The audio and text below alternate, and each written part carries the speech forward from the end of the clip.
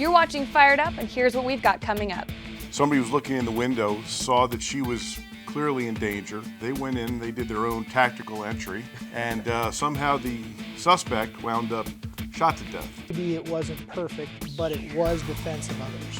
Why would you get so visibly upset? Randy, the Brady campaign endorsed his editorial. The zombie apocalypse is coming. We're going to do the Russian RPD. Our panelists include Emily Miller, Marketing Director from the Gun Store in Las Vegas, Michael Giles, retired police officer and defense attorney from Creed & Giles, Tony D., retired police officer and firearms instructor from the Gun Store, Lieutenant Randy Sutton, retired policeman and author, and your host, Bob Irwin from the Gun Store. Thanks for tuning in and welcome to Fired Up. I'm Bob Irwin, your host for this show, coming to you from the Gun Store in Las Vegas, Nevada. This show is all about guns, politics, and self-defense. On this edition, our panel discussions will cover three kind of interesting stories. Some folks in Louisiana decided to rescue a kidnapped family member themselves rather than waiting for the police. Got to be an interesting thing. The editor of a gun magazine and one of their longtime writers was fired. The editor actually resigned and the writer was fired over reader reaction to a rather anti-gun political statement kind of that he made that surprised everyone involved with the publication. And we have the LA Times coming up with an editorial against arming TSA agents. I think they don't understand why a TSA agent would be carrying a gun, but we'll get into that with our third little segment here. First off, we're going to talk about this group in Louisiana. It's kind of a vigilante case. This is in Tucson, Louisiana. A 29-year-old woman was abducted by her estranged husband, the father of her 2-year-old child, and he apparently intended to kill her. There had been a number of threats made. Yeah, she actually had a restraining order against him already. He had made numerous threats against her. He had brutalized her several times throughout the relationship. And at this point, she had already been missing for 2 whole days. So the family was on high alert. Yeah. The police had not located her yet. However, a family member did find out where she was, and they got a whole bunch of the family together, about a half a dozen male members of the family, and did their own little raid on the house, kicked the door in, and bad things happened after that. Well, they got into a fight with the guy. Apparently, somebody was looking in the window, saw that she was clearly in danger, and they went in, they did their own tactical entry, and somehow the suspect wound up shot to death. What a surprise. The woman had been seriously beaten by the abductor. He'd beaten her before. She'd been stabbed numerous times. Now the family members, of course, are looking at being arrested, or by this point had been arrested, making it a case of vigilante justice. Their argument was that they could not get a hold of the police in time, and she was actively being stabbed when they entered the dwelling. That's the theory. We're talking about two of her brothers, a cousin, her father, etc. Very tight family. We have a vigilante justice program here, which apparently is going to end up, I can't argue with what they did, No, but not. legally, these cases get more complicated when you take it upon yourself. Well, certainly, you have the right to use defense to protect your life or the life of others. The question becomes at the juncture where they located this individual and the law enforcement was involved, they're going to have to articulate that it was immediate. They had to act right then in the way they acted, and that his resistance was such that somebody had to shoot him, and it wasn't a go get over in the corner, get on your knees kind of a thing. Now, the local law enforcement is saying that they don't believe there's going to be charges, but the DA is looking at it. Yeah, that was So that's the interesting part of the this is the dispute. split in Right. law enforcement. And what winds up happening quite often, and that's, people tell me this all the time, well, the police officer said I was fine. Well, that's nice, but the police officer doesn't formalize the charging document. They don't bring you into court. Hopefully the DA in this case will sit back and look at this and say, okay, maybe it wasn't perfect, but it was defense of others. And she's in the hospital. I mean, she's still, I mean, they took her right to the hospital. She was in stable condition. She had been cut many times. And so, I mean, it wasn't like Bob said, it's going to get on your knees and we're going to whack you. You know? And they couldn't have waited. I mean, at this point, if they had the intelligence to, and they know this person, and obviously they were privy to the situation and the backstory with the guy, they found her before the cops did. I'm not calling the cops. If I beat you at your own job, no offense to the whole, everyone around me, but if I find them and then she's in the middle of getting stabbed, absolutely. Well, and the thing, the pictures do more justice on this than I think the story itself does. This house was out in a rural area. It's away from a town. It's in a big field.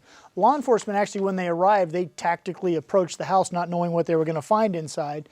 And there was quite a long distance they had to travel to get to the building. So all of these things combined, and I think Emily has absolutely right, the family knew the history here. This guy had been violent before. He had made overt threats against her life. They were convinced she was dead if they didn't act. But here's the other side of that coin, is that perhaps if law enforcement had been given the opportunity and done a hostage negotiation, she may not have been stabbed.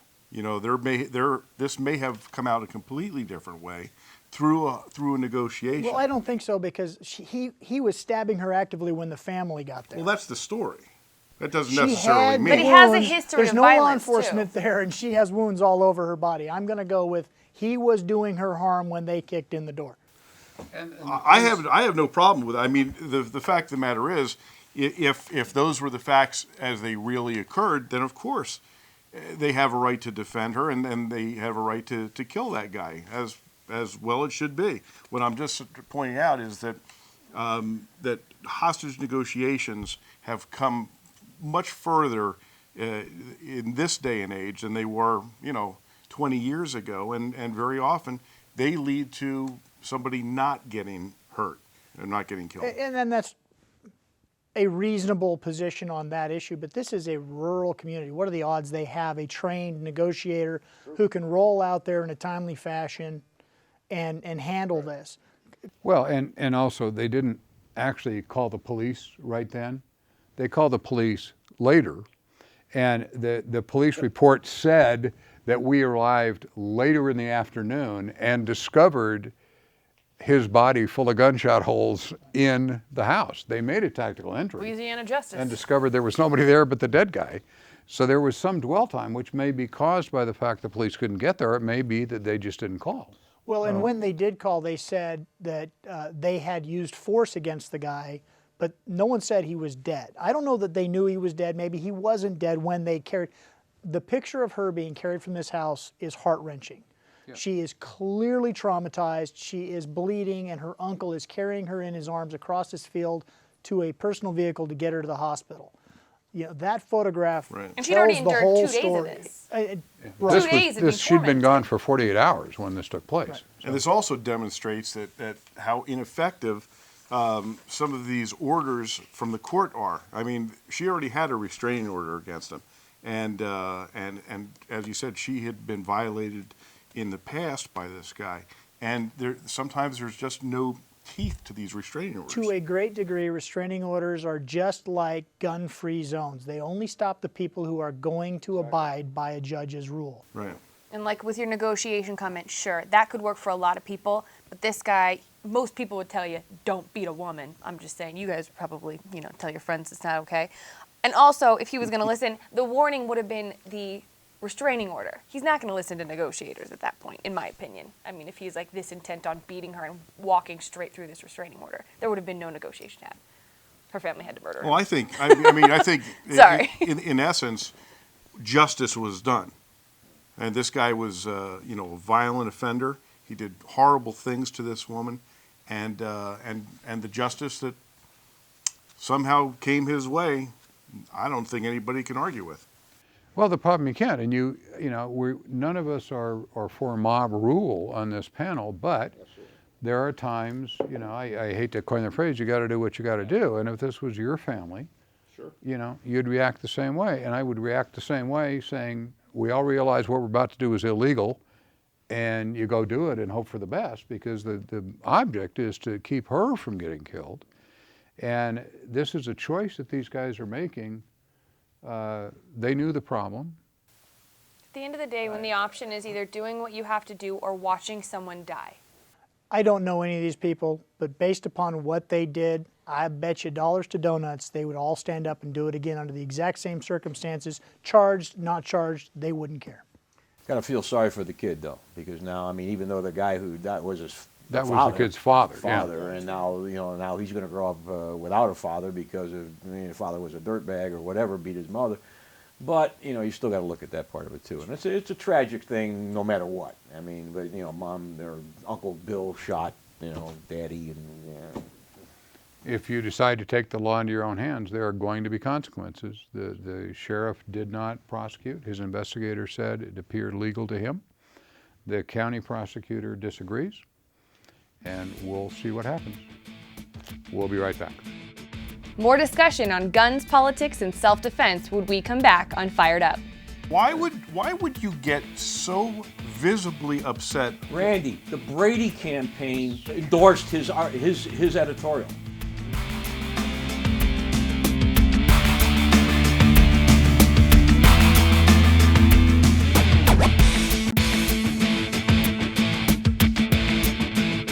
We are back here on Fired Up.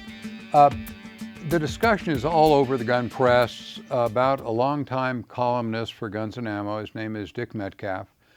He was taken to task by Guns and Ammo readers after writing a column that was titled Let's Talk Limits, wherein he takes a position that the Constitution allows the regulation of guns.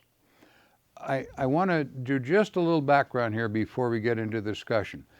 His position is not correct. The Constitution allows public safety regulation based on the misuse of guns. He argues that it is regulation that allows outlawing shouting fire in a crowded theater. No government outlaws the word fire. They outlaw using it to scare people in a theater when that's yelled when there isn't really a fire. A gun used in a murder is not unconstitutional. The act of murder is unconstitutional. You know, we have examples of that all over the place. For example, regulations that prohibit somebody from exercising a free speech right or a Second Amendment right, carrying firearms on campus. The act of carrying the firearm itself is constitutional.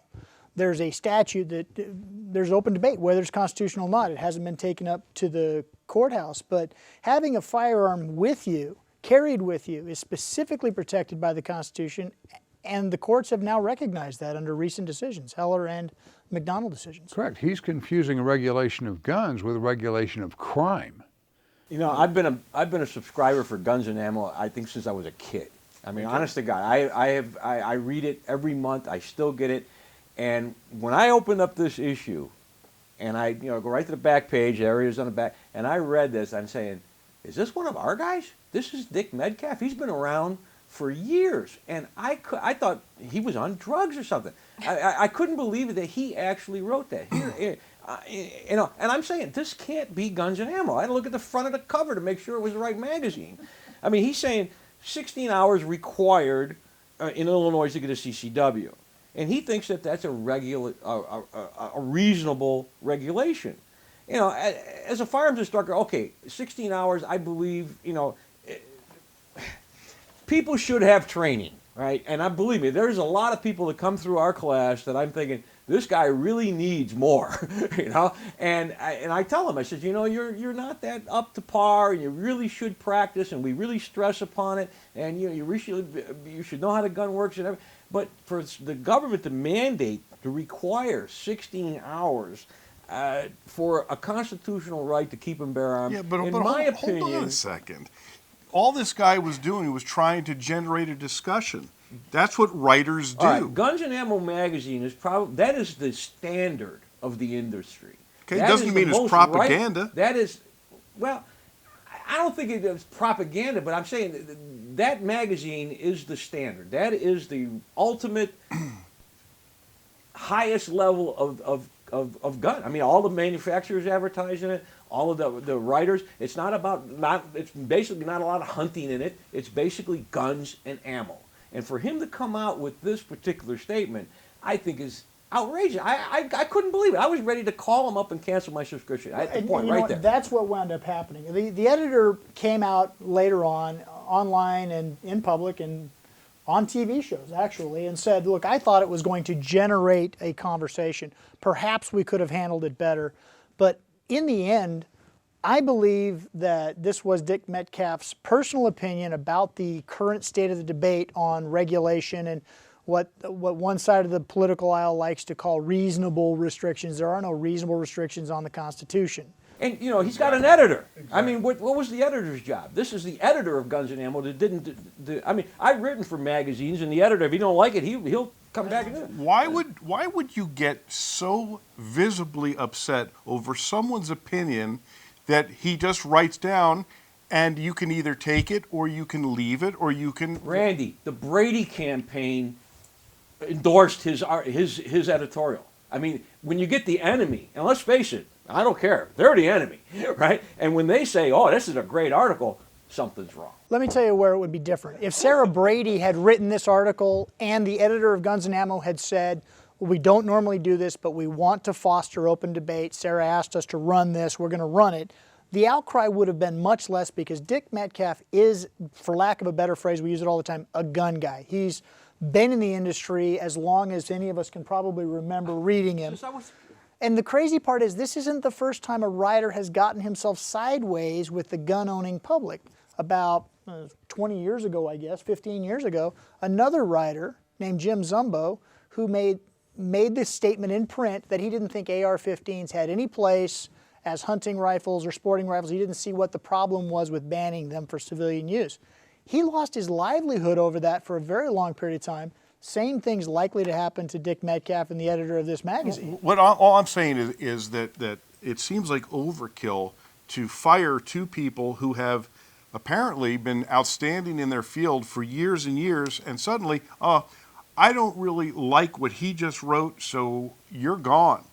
I mean, I don't really. Well, I don't consider that. It was the reader's reaction.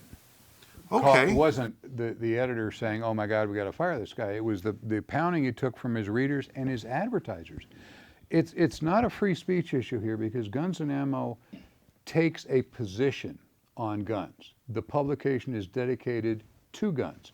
And to put an article in that shows the other side is appropriate maybe for the progressive to print, but it's an advocacy publication. It isn't, Guns and Ammo is not fair to both sides. They are for advertising and writing for gun owners. I understand that. I As get it. importantly, it's not a question of censorship or free speech. It's a private publication. Mm-hmm. They can say what gets in the magazine. They can say what doesn't. They can fire people who disagree with them.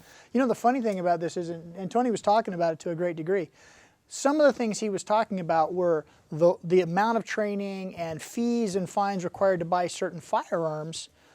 And it seems to me like that's almost trying to place a tax on a constitutional privilege, you know, for... It does. I mean, you have a right to keep and bear arms. And when the state says, like they do here, you have to take a class that's so long, ours is shorter, and to get a concealed carry permit, and the state doesn't teach it. The police department doesn't teach it. They lease it out to individuals who charge up to $150. So you can't get a permit unless you pay somebody $150 or less. I mean, there's competition, but basically there's a fee charged by the government, and the government charges us $100, $97.50 to actually issue the permit. And this is a constitutional right. They shouldn't be charging. If this was a voter tax, everybody would tell you that's unconstitutional.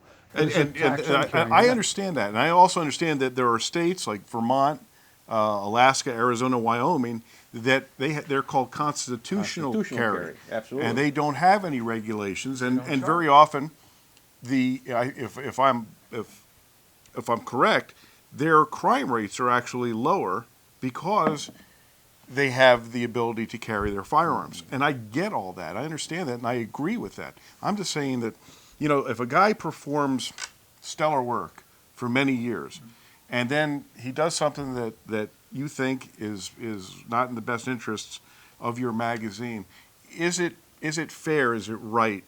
Is it to cut off their heads and shove them out the door? Absolutely. Cut his head. No, I don't know about the cutting the head thing, but the simple answer is it may not be fair, but it's constitutional.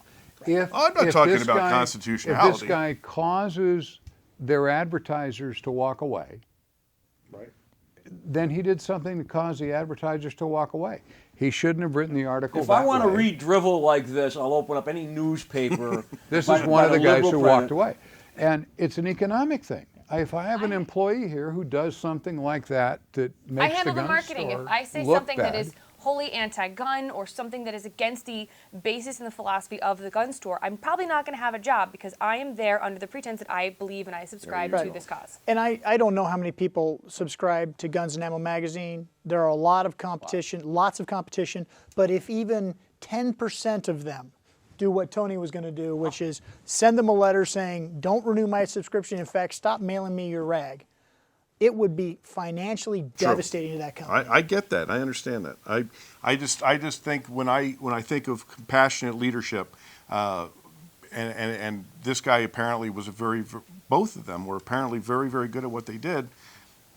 I think it may be overkill to just Off with his head. But also, I don't care. know your audience. Know Off your with his audience head. who you're writing for. He got what he deserved. I'm sorry. Tony's real mad about this. Oh no, I am. I honestly, God, I was. I buy guns and ammo not only for myself, but I for Christmas presents, I give it to like 4 of my neighbors. I write them a good check every year. And when I read this, I was outraged. we've got a break for some capitalism here, which And heart is medication for this guy. capitalism is at the heart of what we all do, and including guns and ammo. And we're going to have to break for some here. We'll be right back. Don't go away. We'll have more Fired Up when we come back. The zombie apocalypse is coming.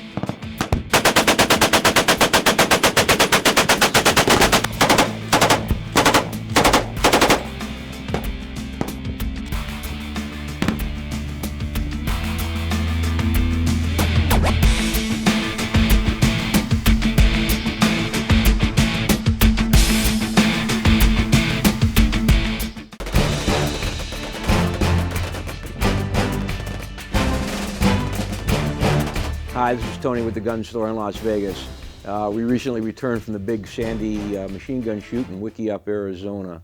And it's been going on for about 13 years now. It was an offshoot of another group that was called the Dry Creek, and they used to do it in Flagstaff, Arizona. And that was kind of like an invitation only. When Ed Hope and Kenton Tucker bought the property in Wickiup, now it's open to the public, and it's really probably the second largest machine gun shoot in the country. There's another big one that's always held back east in Knob Creek, Kentucky. And when I lived back east, I used to go there all the time. But this one here, the line positions back east, somebody had to die before you'd get a position on the line to shoot. Where the Big Sandy, you pay your money, you get a position. We have quite a large Las Vegas contingent that set up and shoot. And myself and some of my friends, for us it's a pilgrimage, and it's twice a year. It's in March and October, and I know that is that's my sacred time. I don't schedule anything for that time, and we go out there and have a good time.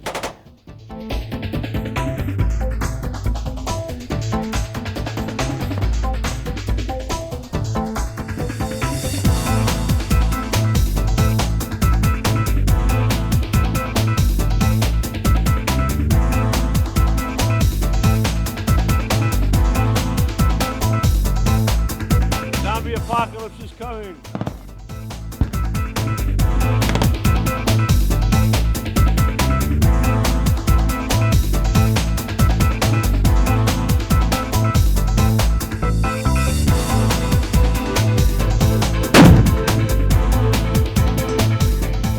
gun that was next to ours, the 08 Maxim. And this is what they call the sled mount. And this is, imagine lugging those around during the war. They were big boys back then.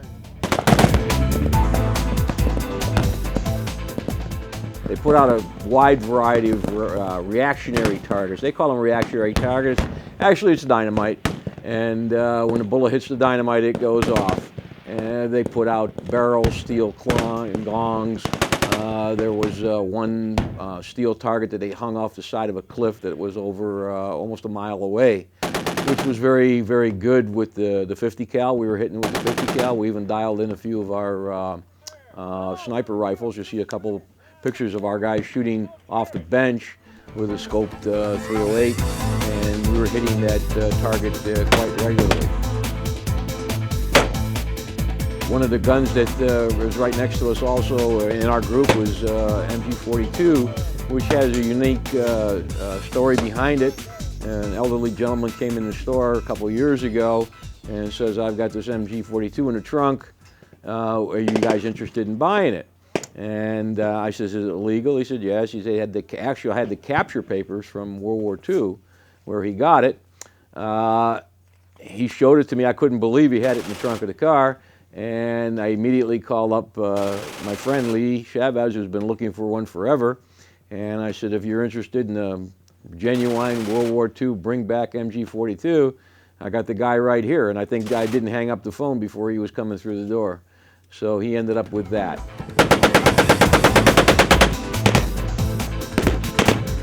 There's the guy on the other side of us there was shooting a 1910 Russian Maxim, water-cooled, and he drove in all the way from New Jersey. He's a Class 2 manufacturer, firearms manufacturer in New Jersey. He rented a vintage Airstream trailer, and him and his girlfriend drove all the way across country, and he brought a ton of ammo with him, and he said he wasn't going back until it was all gone. We had that 1910 Maxim just boiling. He used this water-soluble oil in it, and it was just steaming out.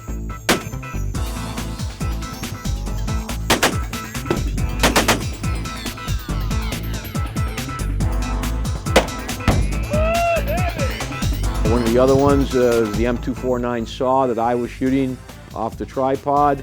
That was our first saw here. That started in life out as a mini-me, and we converted it to a parasaw configuration, which is the short model.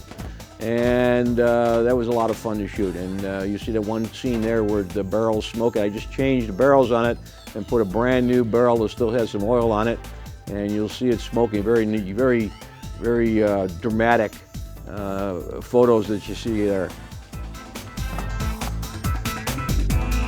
They take a lot of hits before they go down, and they'll put them back together again.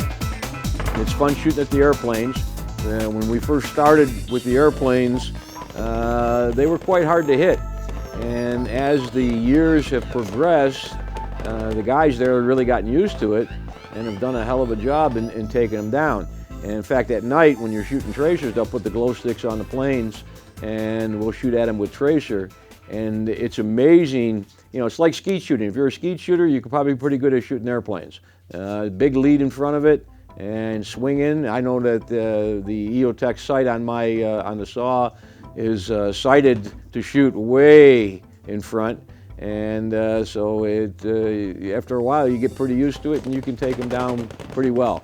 In fact, I know the pilot. He doesn't like to fly them over our heads because we're a bunch of skeet shooters, and if he puts one over our head, it's going down. So he kind of like stays away from us. I think he does it on purpose. We have our Bren gun, and this Bren gun here is it's a Mark II, made in 1945, and it is a conversion. We converted it from the .303 British round to the 7.62 by 54R Russian round. And the reason why we did that is that the .303 ammunition is virtually dried up, and we really couldn't do it. So my crew at the store, we took it upon ourselves to convert it. If you notice, it's not on a British tripod, it's on an MG34 tripod, and then we made it an adapter to shoot the airplanes with. And it works really well. In this caliber, we had to change magazines, and it's a lot more inexpensive to shoot. Bob Schaft got the ZB-26, fine shooting gun, Czechoslovakian gun, very popular with the German military, 8mm. There's a copy of the Bren gun. Richard Jones, who was there, he had the M79 grenade launcher, the 40mm grenade launcher. Obviously, we don't shoot the high explosive rounds, but we do have he's got some airburst ones and some ground detonating ones and some chalk rounds, some spotter rounds. Got a 20 gauge adapter that goes inside of it that shoot other types of flare and detonating rounds. A lot of fun. Still registered as a destructive device, and you have to do a lot of paperwork to get it. But brings back a lot of memories to the Vietnam veterans. And when they see it, they get kind of excited. With mine, I got the golf ball launcher. We put the golf ball launcher on the end of an M4, and with blanks you can make Tiger Woods look like a wuss. We can put them out about 300, 400 yards. A lot of fun. We play golf ball or AR-15. We've got an M16 golf out there, and it's quite a good time. The 4-H Club in Wickiup provides the food for anyone who's camping out there. It's a great convenience. You don't have to bring food, you don't have to bring fire, you don't have to cook. You just go over there. It's a charitable event, and it supports the 4-H in Wickiup, and also the school. We take up a 50-50 raffle. When you come in, you can buy raffle tickets, and we give half the money to the schools in Wickiup. So a very community-run organization. We try to support the local community down there in Wickiup, and everybody's really appreciative of what we do, and for us it's a tremendous amount of enjoyment.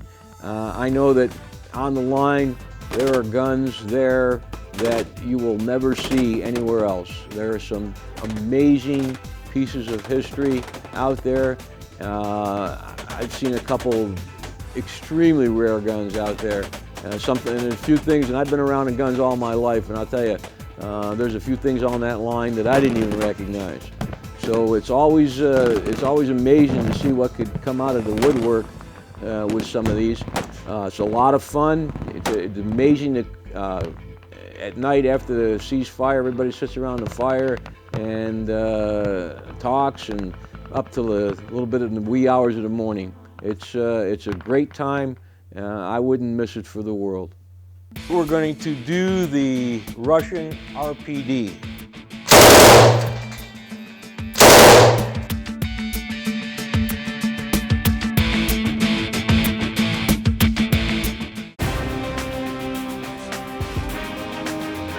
Hi, this is Tony D with the Gun Store in Las Vegas. Thanks for watching Fire It Up with Bob. Tonight we're going to do the Russian RPD. The RPD was a Russian version of the squad automatic weapon. It started developing in about 1943. It saw limited use in World War II. However, it was used a great deal in Korea and Vietnam, and it is still in use today with a lot of African countries. I know when I was in Rhodesia myself back in the 70s, the RPD was quite prevalent. The RPD shoots the AK-47 round of ammunition, the 7.62-39, the intermediate, and it was a very robust design. A lot of the Russian guns are like that. They're very crude, but they work quite well. The RPD, the one disadvantage to it is that it did not have a quick change barrel, and so when it got hot, you had to stop shooting, or you couldn't shoot extended bursts of fire. The very violent extraction with it, very violent ejection. The belt is a linked belt, similar to the World War II German MG42, MG34 design, linked together, non-disintegrable belt. Like we use disintegrating links on a lot of our guns, and they didn't do that with this, so they can be reused and reloaded. This is a gas-operated weapon. You have an adjustable gas port here that you can adjust for your ammunition. Wood buttstock and wood forend. This gets extremely hot. The forend gets extremely hot when it's extended fire. Bipod on the front can be fired from the shoulders, quite heavy, or basically used on the ground with the bipod. Very, very robust gun, as I said. This one here is a Polish gun. It was made in 1960, so it's still in use today, still used quite extensively. It's a fun gun to shoot, and we just got finished with this one here, and we're going to do it tonight. So I'm really looking forward to it. Okay, with the starter tab here, you don't even have to open the top cover, just put it right through. Lock it right in, and it's already cocked back, fires from an open bolt, cocking handles forward, and we're ready to roll.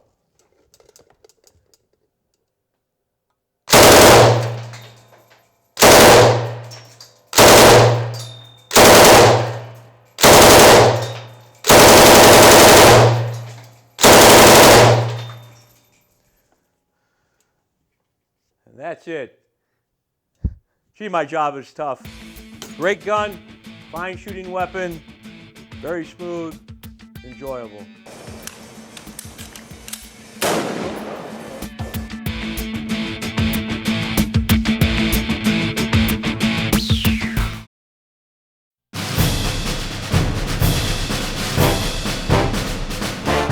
Hi, I'm Mike Rogers from the Gun Store. It's time for the Moron of the Week segment.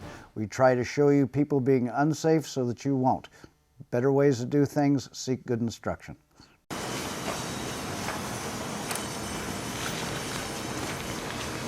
rounds, full auto.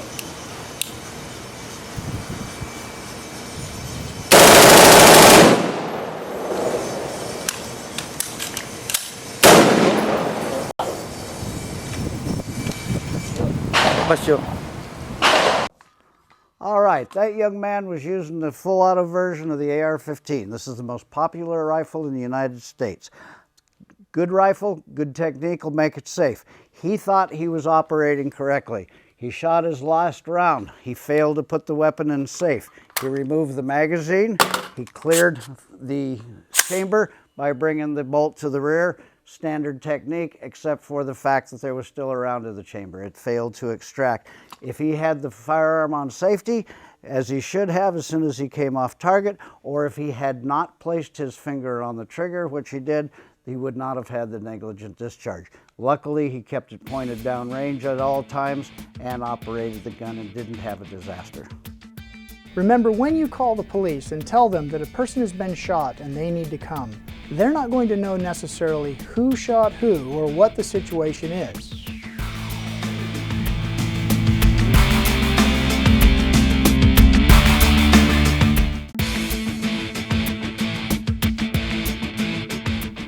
This week on The Legal Brief, we're going to talk about some more things to do and not to do in the aftermath of a self-defense shooting. Remember, when you call the police and tell them that a person has been shot and they need to come, they're not going to know necessarily who shot who or what the situation is. Law enforcement is dangerous work, and the last thing you need is for a police officer to arrive at your home or the location of the shooting and see a person holding a firearm. You should put the firearm away, whether that means holstering it or setting it down in a safe location until the police arrive. They will find the firearm, and you will point to it when they arrive, but it should not be in your hand unless you, again, absolutely have to for some reason, keeping another individual at bay or protecting yourself. Having a firearm in your hand is just an invitation to tragedy. More than one individual has been involved in a self-defense shooting, and when the police arrived, they were unaware who the good guy was and who the bad guy was, and unfortunate incidents unfurled. Be safe. Be in a safe situation. Call law enforcement, but put the firearm away once the threat has passed. We'll talk some more next week on The Legal Brief. The question was, should the TSA officers or some of them be allowed to be trained and carry guns? I have no objection to arming well-trained personnel. Sure, but not the guy telling you to take your shoes off. No, I mean, being a training officer, I couldn't imagine training all of those people.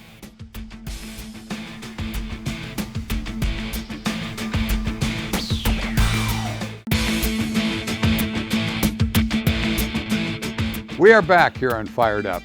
There was recently an editorial in the Los Angeles Times regarding the TSA shooting at Terminal 3 at the LA airport. And the editorial took the position that LAX should remain a gun-free zone. The question was, should the TSA officers or some of them be allowed to be trained and carry guns? We already have discovered before we started this segment, we have a rather diverse opinion on this subject. That's a nice way to describe it. Well, I have no objection to arming well-trained personnel, and the airports around the nation have divisions of responsibility. There's the police who handle the real true security at these airports, just like LAX has its own agency. And then there's the TSA, which is tasked with creating a safer environment through the checking of bags and that kind of thing. The reality is this, that an armed subject walking into an airport like this, who was clearly mentally ill and luckily only did the damage that he did before he was shot by police, I don't think that necessitates arming literally an army of basically untrained TSA agents. And I think that would be a serious mistake because we have seen a lot of issues with TSA. Now, would they have to be full-on police officers? I mean, in order to carry, or does California arm security guards? Like, where's the line on this? They have training like we do here. Yeah, they have required training. They have to go security. through licensing procedure and all of that there, but since they are government employees also, we don't know how they would do that. I agree with Randy. I don't think that the vast majority of them should be armed. I think that you get a special unit of them and have them. Sure, but not the guy telling you to take your shoes off. No, I mean, I being a training officer, I couldn't imagine training all of those people. I travel a lot and going through a lot of airports all over the country, and I'm not judging their character and their abilities and everything, but even some of their physical fitness. I mean, I could not even see some of these people getting into the proper shooting positions, let alone being extremely competent and then doing their job on top of that too. So I agree with Randy. I think maybe a select few would be appropriate, but not the entire But mob. that to a certain degree, and I'm not a big fan of TSA. I wasn't a big fan when they came up with the concept of TSA and the way it's been run. But essentially, what you've said is because it's a monumental task to train these people, to hire quality people and train these people, and so we have an entire agency who's tasked with making sure people get onto planes safely, they don't walk in with things that they're not supposed to have. And so what we have them doing is looking for nut jobs, people with firearms, people with bombs, people who want to kill other people, and they have no ability to defend themselves. There's no cops standing right there by the TSA guys. Every time you go through the airport, you see a whole bunch of guys in blue and the gloves and everything. There's nobody like in Europe standing over in the corner with an MP5 ready to go, okay, you shot that guy, now I'm going to do you too. All right? Well, so we've got them looking for the bad guys. I appreciate it. That's exactly what I'm talking about. The editorials mentioned that it would cost millions and billions of dollars to train all 43,000 people who work at the airport. And I'm not advocating that. I'm advocating that they train somebody who wants to be a volunteer security guard and arming him at the gate, not to save the world, to protect himself. So the guy can't walk in with a rifle and shoot him. That we train security guards. We have security guards all over the place that go through training. We're not talking about $1 billion to train all of TSA. There's already, over this shooting they had already, there's already one lawsuit filed for $24 million because no security was there that could counter and make this guy safe. And that shooting happened out in the entryway at the taxi stand, not even all the way inside where real damage can happen. So the real cost is in the lawsuits that you don't have security. would you advocate that the guard in front of your apartment building, if he's trained by somebody and meets the state standards for firearms and all this, be disarmed, or would you rather have No, an of course armed not. Of guard course at not. I'm your not saying, gate? but look at in the entire history of the TSA. This has been going on for years and years. There's literally an army of TSA. This is the only fatal shooting that I'm aware of that has ever happened. Now, are we gonna react in the typical knee-jerk reaction of government and say suddenly If it we have saves to one arm these life. guys? And I don't think that the threat level justifies arming TSA. Not all of them. Maybe like when certainly you go not through, all of them. I When mean, you go you through know. McCarran, there's a police officer. There's 2 police officers at a little station when you walk through there. Right, exactly. Granted, they are out there within the limits of it. Can we move that maybe? Throw a guy out Well, there? and that's the real answer here. Is it's not a question of do all 400,000 or however many people work for TSA need to be armed, but they need to take the reality of the situation. You've got people saying, "Can I look in your bag?" You've got individuals saying, "I'm not really happy about that. I don't like you to begin with because you're interfering with me." So you walk up to one guy and you say, "I'm sorry, sir, would you please take your shoes off? And by the way, do you have any weapons?" "Why, yes, I happen to have a Model 19 right here, officer." Okay, somebody needs to be there, and I can tell Okay, you, I'm not- the one I'm thing not that I think disagreeing we with all that. agree on, I think we could do a show of hands here, the easiest way to stop a bad guy with a gun is a good guy with a gun. Not all of them, right? Not all of them, but somebody has to be at those gates to do that. In this instance, the LAX police force had to chase him down the corridor all the way down, I think right in front of the Burger King. The only reason, as far as I can tell from the news stories, that there weren't 20 dead people is he was walking along going, "Hey, do you work for TSA? Okay, you're fine. Yeah. You work for TSA? And walking Oh, by fine." targets. Sure. Okay, he had a vendetta. So what if the next person who watches the news goes, "Wow, When these people applied for this position, it was their job description. It was an unarmed position. Right. This would be fine. a different group of people. I mean, I'm not. so you I'm not- hire Okay, different individuals." I'm all right. I don't have any objection to that. That makes a great deal of sense to me. That there is an armed individual, and that's what the police are supposed to be doing in these airports, is providing that But presence. economically, you can't put an LAPD officer that makes $100,000 a year or whatever, and all this training costs in that position. And I think a security guard that's trained to a reasonable standard, just to shoot his gun. I just have such an objection to leaving the guy in a position where he could get killed and telling him, "You may not have a gun." That is just goes against my grain. I have been training security. How many years have we trained 20,000 security officers through here? And we'd have people call us and say, "Well, we want a guard, but we don't want to have a gun. We got this area, there's gangbangers, I want a guard, but we don't want to have a gun." And I would tell them, why do you not want this guy to have the ability to save his own life? The gun isn't to shoot them, it's to save the guard, is what the gun's for. That's why we carry guns, not to shoot other people.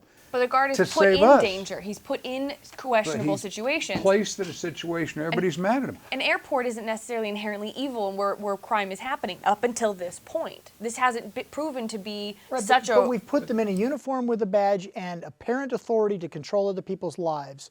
It's a dangerous situation. I personally am amazed that more TSA officers have not been physically attacked, maybe not shot, but some of the things you hear about in the media, I'm surprised somebody hasn't just, maybe they have and we just don't hear about it in the media, like self-defense shootings. People are talking about the CSA. There was a subsequent article that said the LAPD has picked up everyone who hates the TSA, and they have 32,000 people in custody at this moment. Yeah.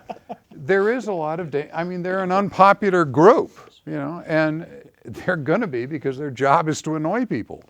And I think we're putting them in a bad position. They should allow trained Yeah, guards. but you know, this goes much deeper. This is in our governmental response to 9/11, and have we been effective in that regard? It's my personal belief that we have dropped the ball on it, and we have not done the right thing.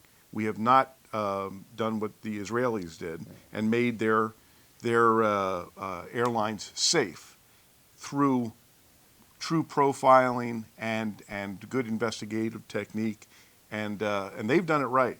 We didn't take a page out of their book, and they're the experts. Yeah, absolutely. We just threw a whole army of people out there and are checking the diapers of babies for explosives. Those are why the 32,000 people are in jail.